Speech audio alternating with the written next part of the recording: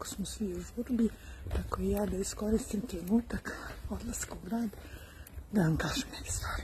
Znači, za sve vas koji prvi put ulazite na moj profil, koji ste već bili neko vreme na mom profilu, želim da vam se ukratko predstavim i da kažem šta sve možete naći na mom profilu. Znači, moje ime je Jelena, imam 56 godina. Na mom profilu ćete vidjeti moj način ishrane, moju porodicu, moja razmišljanja, moje recepte drugih ljudi koji su mi okej.